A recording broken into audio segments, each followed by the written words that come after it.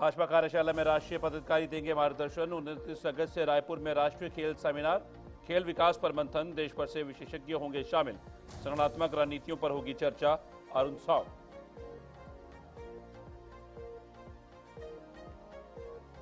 सांसद बृजमोहन, मानसून सत्र में पारित हुए कई अहम विधेयक, विपक्ष के हंगामे पर बृजमोहन ने जताया अफसोस। जनहित विधेयकों से होगा देश का विकास। बृजमोहन अग्रवाल।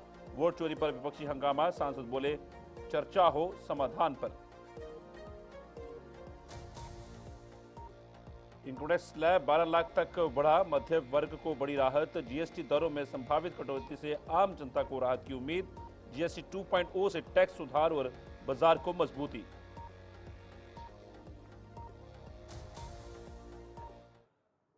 नमस्कार, छतरपुर खास खबर देख रहे हैं आप सब। मैं हूं आपके साथ साहिल कीर्तनी। उप मुख्यमंत्री अरुण साव ने जानकारी दी कि रायपुर में 29 अगस्त से राष्ट्रीय खेल सेमिनार का आयोजन होगा, जिसका उद्देश्य खेल विकास, नवाचार और संभावनाओं पर मंथन करना है। देश भर से विशेषज्ञ खिलाड़ी और नीति निर्माता इसमें भाग लेंगे। उन्होंने यह भी बताया कि सड़कों पर गड्ढा मुक्त करने हेतु राशि स्वीकृत की गई है, जिससे यातायात सुगम और सुरक्षित हो सकेगा। साथ ही दामोदर गणेश बापट के जीवन को प्रेरणा स्रोत बताते हुए उन्होंने समाज सेवी की भावना को सराहा। आगामी भाजपा कार्यशाला में राष्ट्रीय पदाधिकारी मार्गदर्शन देंगे, जिसमें संगठनात्मक मुद्दों पर चर्चा होगी।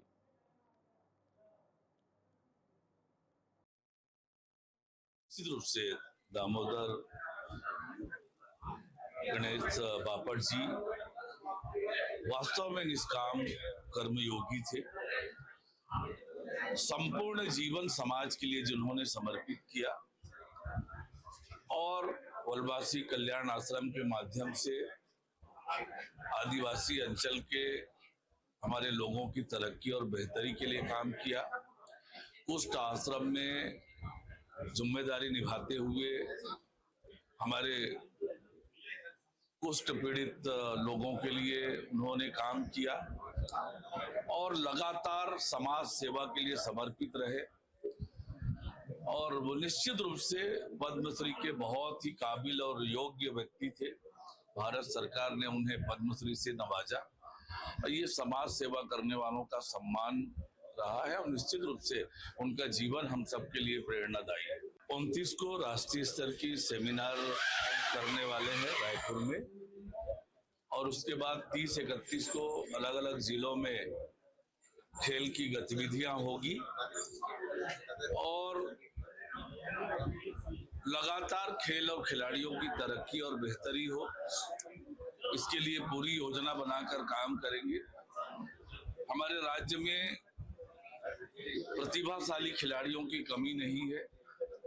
उन्हें अवसर उपलब्ध कराना, उन्हें सुविधाएं उपलब्ध कराना, उनकी योग्यता क्षमता को बाहर लेकर आना, ये आवश्यकता है। इस दिशा में हर संभव प्रयास किया जाएगा और निश्चित रूप से दामोदर गणेश बापट जी वास्तव में निष्काम कर्मयोगी थे। संपूर्ण जीवन समाज के लिए जिन्होंने समर्पित। सांसद बृजमोहन अग्रवाल ने संसद के मानसून सत्र के समापन पर कहा कि इस सत्र में कई महत्वपूर्ण विधेयक पारित हुए, जो देश के विकास और जनता के कल्याण के लिए निर्णायक हैं। उन्होंने बताया कि इन विधेयकों पर व्यापक चर्चा और संशोधन हुए, जिससे सकारात्मक बदलाव की अपेक्षा है। वहीं कांग्रेस सहित विपक्षी दलों द्वारा वोट चोरी के मुद्दे पर किए गए हंगामे और सदन की अनिश्चितकालीन स्थगन पर उन्होंने अफसोस जताते हुए कहा कि संसद में जनहित के मुद्दों पर चर्चा होनी चाहिए, न कि अनावश्यक बाधा उत्पन्न कर लोकतांत्रिक प्रक्रिया को प्रभावित किया जाना चाहिए।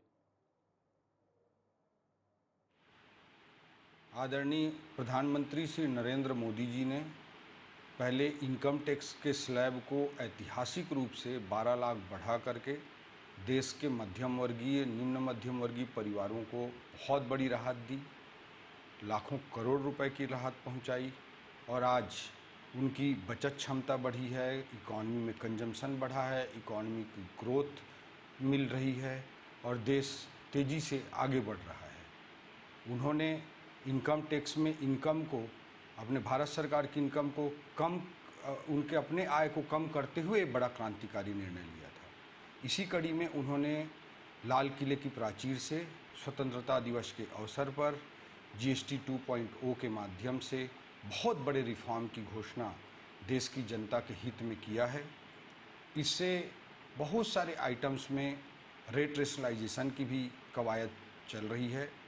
अभी ग्रुप ऑफ मिनिस्टर्स की बैठकों में भी मैं सम्मिलित रहा, उनमें भी इसी दिशा में बहुत सारे सकारात्मक कार्य हो रहे हैं। इससे बहुत सारे कमोडिटीज़ के, बहुत सारे वस्तुओं के, बहुत सारी सेवाओं के दाम में, कीमत में बहुत तेज़ी से कमी लाने की दिशा में प्रधानमंत्री जी के निर्देश पे भारत सरकार और जीएसटी काउंसिल और सब लोग आगे बढ़ने की दिशा में आगे बढ़ रहे हैं। उप मुख्यमंत्री अरुण साव ने रायपुर जिले के गोबरा नवापारा नगर पालिका में 5.3 करोड़ रुपए के विकास कार्यों का लोकार्पण व भूमि पूजन किया। इसमें 4.8 करोड़ के 11 कार्यों का लोकार्पण और 50 लाख के 3 कार्यों का भूमि पूजन शामिल है। उन्होंने शहर के लिए 2 करोड़ की अतिरिक्त राशि देने की घोषणा की। साव ने कहा कि अलग राज्य बनने के बाद छत्तीसगढ़ की दिशा बदली है और सिटी डेवलपमेंट प्लान के तहत तेजी से विकास हो रहा है। कार्यक्रम में राजस्व मंत्री टंकराम वर्मा, विधायक इंद्र कुमार साहू व अन्य जनप्रतिनिधि उपस्थित रहे। प्रदेश के अनेक स्थानों में अनेक जगह बेहद दुर्भाग्यजनक है कि इस समय प्रदेश में नकली दवाइयां लगभग सारे सरकारी अस्पतालों में, सारे मेडिकल कॉलेजों में उपलब्ध हैं। सीजीएमएससी द्वारा जो सप्लाई की गई दवाइयां हैं वो दवाइयां गुणवत्ता विहीन हैं। प्रदेश के अनेक स्थानों में अनेक जगह इस चीज़ की प्रामाणिकता सिद्ध हो चुकी है कि जो दवाएं हैं वो गुणवत्ता विहीन है। सरकार की तरफ से अभी तक कोई कार्रवाई नहीं की गई है। इन नकली दवाओं के कारण मरीजों की हालत सुधरने के बजाय और ज़्यादा बिगड़ रही है और स्वास्थ्य मंत्री हैं कि इन दवाओं की गुणवत्ता सुधारने के बजाय, नकली दवाओं के सप्लायरों पर कार्रवाई करने के बजाय शराब दुकान में जाके शराब की गुणवत्ता जांचने में लगे हुए हैं। ये है छत्तीसगढ़ सरकार की असली हकीकत। राज्य का स्वास्थ्य विभाग भगवान भरोसे चल रहा है। मितानिनें हड़ताल पे हैं। 16,000 से अधिक NHM, national rural health mission के कर्मचारी हड़ताल पे हैं। प्रदेश की स्वास्थ्य व्यवस्था चरमरा चुकी है। स्थिति इतनी दयनीय।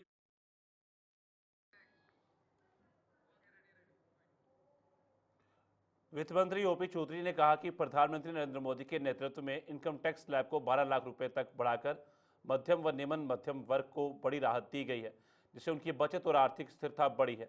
जीएसटी 2.0 के तहत हर संरचना में सुधार और रेगुलराइजेशन जैसे कदम बाजार को मजबूती दे रहे हैं। जीएसटी दरों में संभावित कटौती से आम जनता को राहत मिलने की उम्मीद है।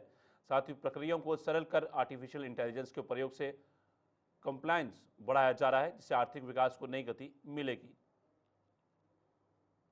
दुर्भाग्यजनक है कि इस समय प्रदेश में नकली दवाइयां लगभग सारे सरकारी अस्पतालों में, सारे मेडिकल कॉलेजों में उपलब्ध हैं। सीजीएमएससी द्वारा जो सप्लाई की गई दवाइयां हैं वो दवाइयां। आदरणीय प्रधानमंत्री श्री नरेंद्र मोदी जी ने पहले इनकम टैक्स के स्लैब को ऐतिहासिक रूप से 12 लाख बढ़ा करके देश के मध्यम वर्गीय, निम्न मध्यम वर्गीय परिवारों को बहुत बड़ी राहत दी, लाखों करोड़ रुपए की राहत पहुंचाई और आज उनकी बचत क्षमता बढ़ी है, इकॉनमी में कंजम्पशन बढ़ा है, इकॉनमी की ग्रोथ मिल रही है और देश तेज़ी से आगे बढ़ रहा है। उन्होंने इनकम टैक्स में इनकम को, अपने भारत सरकार की इनकम को कम, उनके अपने आय को कम करते हुए बड़ा क्रांतिकारी निर्णय लिया था। इसी कड़ी में उन्होंने लाल किले की प्राचीर से स्वतंत्रता दिवस के अवसर पर जीएसटी 2.0 के माध्यम से बहुत बड़े रिफॉर्म की घोषणा देश की जनता के हित में किया है। इससे बहुत सारे आइटम्स में रेट रेशनलाइजेशन की भी कवायद चल रही है। अभी ग्रुप ऑफ मिनिस्टर्स की बैठकों में भी मैं सम्मिलित रहा, उनमें भी इसी दिशा में बहुत सारे सकारात्मक कार्य हो रहे हैं। इससे बहुत सारे कमोडिटीज़ के, बहुत सारे वस्तुओं के, बहुत सारी सेवाओं के दाम में, कीमत में बहुत तेज़ी से कमी लाने की दिशा में प्रधानमंत्री जी के निर्देश पे भारत सरकार और जीएसटी काउंसिल और सब लोग आगे बढ़ने की दिशा।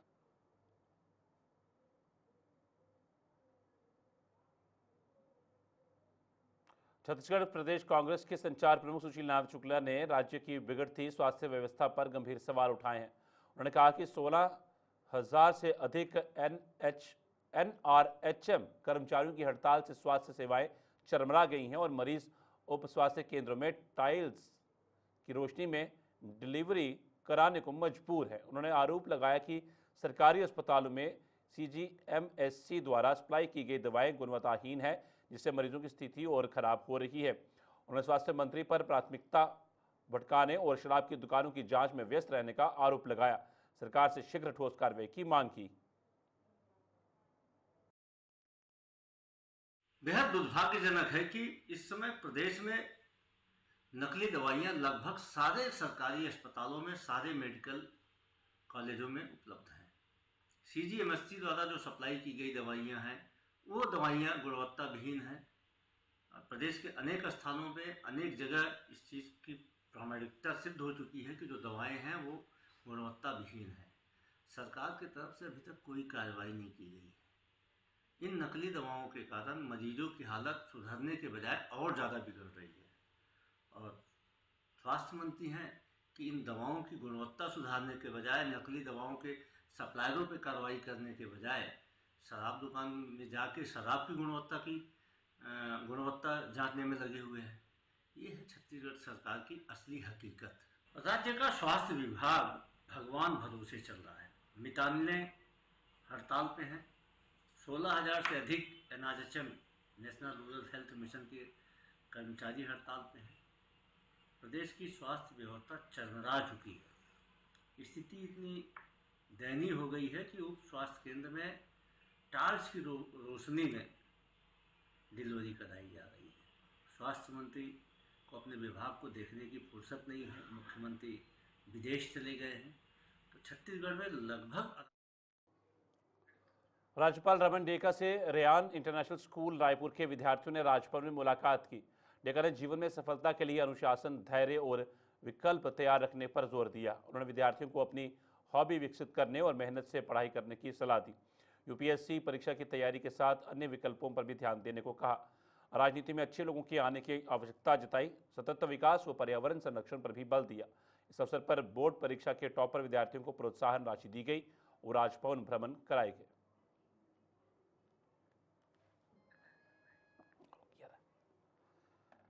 भाजपा विधायक अजय चंद्राकर ने छत्तीसगढ़ के नए मंत्रिमंडल में शामिल न होने पर कांग्रेस के सवालों का जवाब देते हुए कहा कि कैबिनेट में नवाचारी और उत्साही सदस्य हैं जो प्रदेश विकास के लिए समर्पित हैं। उन्होंने कांग्रेस के संगठन और चुनावी रणनीति पर भी कटाक्ष किया। कहा कि कांग्रेस केवल गांधी परिवार के नियंत्रण में पपेट नेता बनाती है।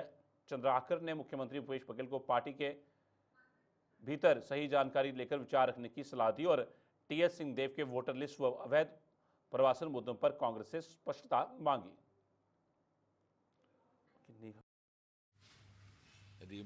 TS सिंहदेव साहब या भूपेश बघेल साहब या चरणदास महंत साहब ये वही बोलेंगे जो बोलने के लिए कहा जाएगा। छत्तीसगढ़ में उनको गहन पुनरीक्षण की मांग करनी चाहिए यदि वोटर लिस्ट में कोई गड़बड़ी है तो, यदि ईमानदार चाहते हैं तो। क्योंकि TS सिंहदेव साहब ने ही पत्र लिखा था कि अंबिकापुर के पहाड़ियों में रोहिंग्या बस रहे हैं करके। तो क्या रोहिंग्या बसे हैं अंबिकापुर में? उनका कथन सही है, गलत है? और यदि बसे हैं तो उसका नाम मतदाता सूची या अन्य चीजों में जोड़ना चाहिए कि नहीं जोड़ना चाहिए? बांग्लादेशी जो गिरफ्तार हुए हैं छत्तीसगढ़ से, जिनको डिपोर्ट किया गया है, उनका नाम जोड़ना चाहिए, नहीं जोड़ना चाहिए? इस बारे में कांग्रेस को अपना मत स्पष्ट करना चाहिए, वोट चोरी में बयान देने के बजाय। रायपुर पुलिस ने खमराडरी इलाके के हीरोइन सिंडिकेट का पर्दाफाश करते हुए मुख्य सप्लायर मनमोहन सिंह संधू उर्फ जग्गू समेत 6 आरोपियों को गिरफ्तार किया।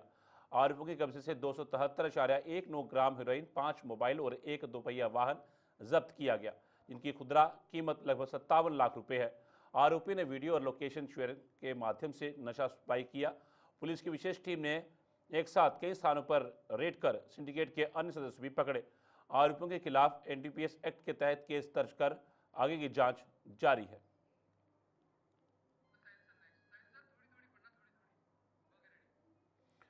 स्वच्छ भारत अभियान के तहत शुक्रवार सुबह राजभवन परिसर में विशेष सफाई अभियान चलाया गया। सुबह 7 से 8 बजे तक अधिकारियों व कर्मचारियों ने परिसर के विभिन्न स्थानों पर झाड़ू लगाकर कचरा एकत्रित किया और उसका समुचित निपटान किया। इस अभियान का उद्देश्य केवल परिसर की स्वच्छता नहीं बल्कि समाज में स्वच्छता के प्रति जागरूकता फैलाना भी था।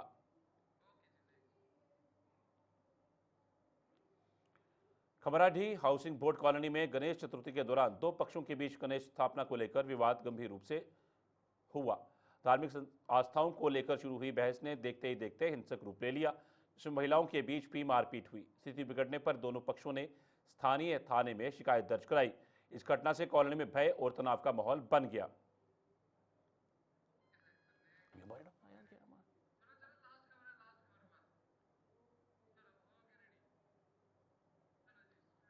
नारायण सेवा संस्थान 24 अगस्त को रायपुर के शगुन फार्म में निःशुल्क नारायण लिम्फ फिटमेंट शिविर आयोजित करेगा, जिसमें छत्तीसगढ़ के 382 दिव्यांगों को कृत्रिम हाथ पैर दिए जाएंगे। संस्थान को जो 40 वर्षों से देश विदेश में सेवा दे रहा है, जर्मन तकनीक से निर्मित कृत्रिम अंग प्रदान कर दिव्यांगों को सशक्त बना रहा है। शिविर में पूर्व चयनित लाभार्थियों को वितरण के साथ चलने की ट्रेनिंग और निःशुल्क भोजन भी मिलेगा। संस्थान ने अब तक 40,000 से अधिक कृत्रिम अंग निःशुल्क लगाए हैं और सामाजिक उत्थान में महत्वपूर्ण भूमिका निभा रहा है। छत्तीसगढ़ी खास खबर में फिलहाल इतना ही। दीजिए इजाजत, नमस्कार।